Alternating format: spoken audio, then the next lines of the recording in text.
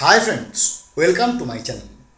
মধ্যশিক্ষা পর্ষদ সুপ্রিম কোর্টে এসএসসি 2016 মামলা নিয়ে যে রিভিউ পিটিশন দাখিল করেছে, তা সবাই আমরা জানি সংবিধানের 137 নম্বর ধারা অনুযায়ী যে কেউ যে কোনো পক্ষ সুপ্রিম কোর্টে রিভিউ পিটিশন দাখিল করতে পারে। তার অঙ্গ হিসেবে মধ্যশিক্ষা পর্ষদ এই এসএসসি 2016 মামলার 25,753 মধ্যে একজনকে বাদ দিয়ে 25,752 জনের চাকরি বাতিলের এগেনস্টে সংবিধানের 137 নম্বর ধারাকে হাতিয়ার করে রিভিউ পিটিশন দাখিল করেছে। এবং এই রিভিউ পিটিশন আগে কি লিখেছে সেটাকে নিয়ে আমরা ব্যাখ্যা করব। তারপরে আজকে কি যদি আজকে শুনানি হয় বা শুনানির সম্ভাবনা আজকে আছে, তাহলে কি হতে পারে আগে দেখে নিয়ে আসুন যে আমাদের পশ্চিমবঙ্গের থেকে মধ্যশিক্ষা পর্ষদ যে 11 পাতার 11 পেজেস যে 11 পাতার রিভিউ পিটিশন দাখিল করেছে সুপ্রিম কোর্টে, তার পুঙ্খানুপুঙ্খ আজকে আমি একটু তার নির্যাসটা ব্যাখ্যা করছি। প্রথম কথা বলেছে যে আমাদের পশ্চিমবঙ্গে মধ্যশিক্ষা পর্ষদ তার যে advocate on record Mrs Hima Lawrence, সেই হিমা লরেন্সের থ্রু দিয়ে রিভিউ পিটিশন দাখিল হয়েছে, যেখানে বলা হয়েছে যে পশ্চিমবঙ্গের বর্তমান হাই স্কুল আছে, হাই স্কুল মানে মাধ্যমিক এবং উচ্চ মাধ্যমিককে বলা হচ্ছে, জুনিয়র হাইকে বলা হচ্ছে না, মাধ্যমিক এবং উচ্চ মাধ্যমিক হাই স্কুল আছে 9,887টি।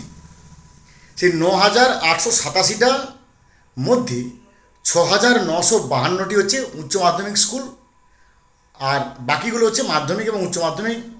সেখানে মোট হচ্ছে 9,887, আর উচ্চ মাধ্যমিক হচ্ছে 6,952। এটা প্রথম কথা। এই ব্যাপক পরিমাণ স্কুলে প্রায় 78.6 লক্ষ, যে কথাটা বলেছে অ্যাডভোকেট অন রেকর্ডে মিসেস হিমা লরেন্স, যে 78.6 লাখ স্টুডেন্টস পশ্চিমবঙ্গে বর্তমান শিক্ষালাভ করছে।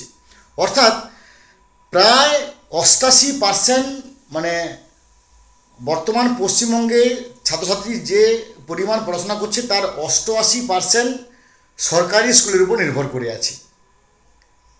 বেশ, এদের মধ্যে বর্তমান শিক্ষক শিক্ষিকার সংখ্যা হচ্ছে 1,51,568 জন।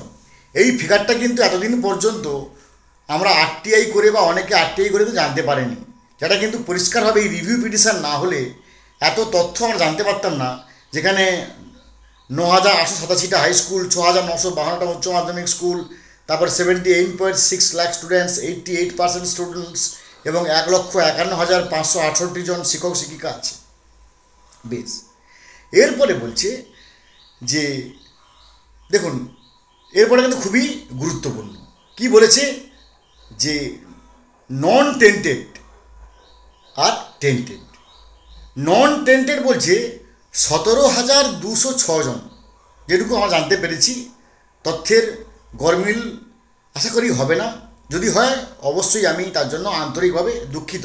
তো যেটুকু আমরা সংগ্রহ করেছি মিডিয়া থেকে, আমাদের বন্ধুবান্ধব মারফত এবং যারা অ্যাডভোকেট, সিনিয়র অ্যাডভোকেটস সুপ্রিম কোর্টে প্রেজেন্ট আছেন, তাদের কাছ থেকে যেটুকু আমরা সংগ্রহ করতে পেরেছি, তাতে তথ্যের হয়তো যদি কিছু গরমিল হয় আন্তরিকভাবে আমরা দুঃখিত। কিন্তু যেটুকু আমরা জানতে পেরেছি যে মধ্যশিক্ষা পর্ষদ বলছে যে 17,206 জন নন টেন্টেড।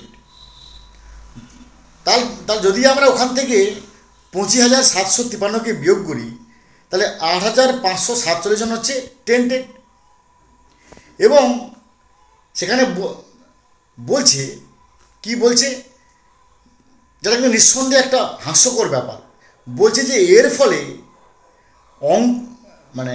গণিত, বিজ্ঞান এবং ভাষা, ম্যাথমেটিক্স, সায়েন্স অ্যান্ড ল্যাঙ্গুয়েজ, এই 3টি বিষয়ের খুব সমস্যায় পড়বে ছাত্রছাত্রীরা। আমি বুঝে উঠতে পারছি না, শুধু কি ম্যাথমেটিক্সের শিক্ষক শিক্ষিকা গেছেন, শুধু কি ল্যাঙ্গুয়েজ গ্রুপের শিক্ষক শিক্ষিকা গেছেন, শুধু কি সায়েন্স ডিপার্টমেন্টের শিক্ষক শিক্ষিকা গেছেন? তাহলে এই তথ্যটা কী করে পেলেন যে গণিত, বিজ্ঞান এবং ভাষার শিক্ষক শিক্ষিকা না থাকার জন্য ছাত্রছাত্রীরা এই তিনটি বিষয়ে খুবই সমস্যায় পড়বে।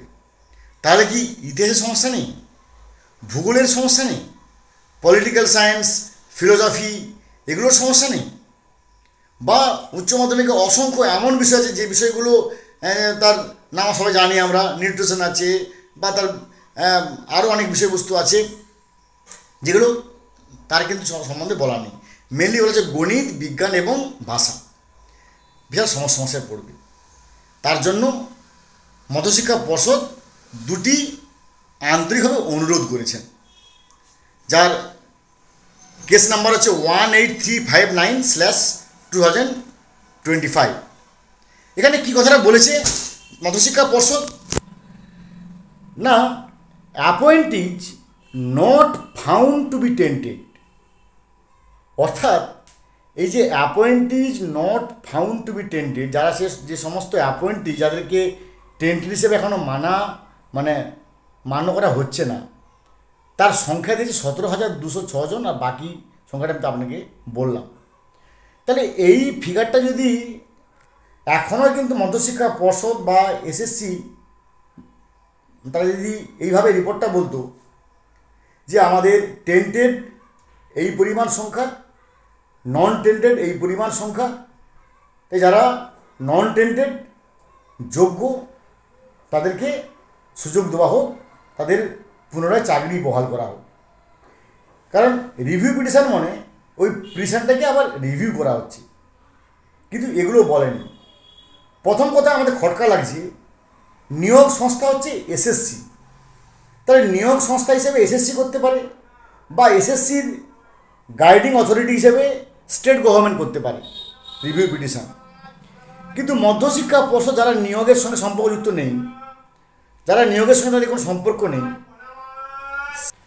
সেই মধ্যশিক্ষা পর্ষদ করেছে, দাখিল করেছে।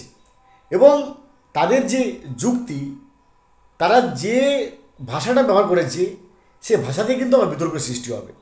অ্যাপয়েন্টিজ not found to be tainted, আরে বাবা সহজ ইংরেজিতে দিলে those are tainted, those are non tainted আর পারমিটেড এটসেট্রা এটসেট্রা এটসেট্রা, কিন্তু not found to be tainted. আরে বাবা টেন্টেড ফাউন্ড করা যায়নি বলেই তো পুরো প্যানেলটা ক্যান্সেল হলো। তাহলে আবার এই যে দরখাস্ত করা হলো, এর সুদূর প্রসারী কোনো চিন্তা হবে কিনা আমার জানা নেই, 2 নম্বর কথা। 3 নম্বর কথা, এখানে দুটি করা আছে আবেদন, যে এই সেশন শেষ পর্যন্ত অথবা যতদিন না পর্যন্ত ফ্রেশ আমরা অ্যাপয়েন্টমেন্ট করতে পারছি, যেটা আগে হবে সেটাকে আপনি সেই পর্যন্ত এই যোগ্যদের রেখে দেন। তারা কিন্তু চাকরিতে বহাল কথা কিন্তু একবারে বলেনি। অর্থাৎ যদি আমি ধরে নিই 2025 সালের 31শে ডিসেম্বর পর্যন্ত যোগ্যদের চাকরি করানোর অনুমতি চাইতে গেছে, তাহলে 2026 জানুয়ারি মাস থেকে কী হবে যোগ্যদের? তাদের একটা অনিশ্চিত ভবিষ্যৎ, সে বিষয়ে কোনো কুলুমাটা আছে। কারণ ওনারা নিজেরই বলে দিচ্ছে যে হুইচ এভার ইজ আর্লিয়ার, যেটা হবে আগে সেই মতো করে যোগ্যদের চাকরি ফিরিয়ে দেওয়া হোক। ফলে এই যে ইকিউভোকাল কথা, এই যে অ্যাম্বিগুয়াস কথা, এটা নিয়ে কোনো কিছু লাভ হবে কি না সেটা কিন্তু অবশ্যই আমাদের ওয়েট অ্যান্ড ওয়াচ করতে হবে। ভালো থাকুন, have a good day, thanks.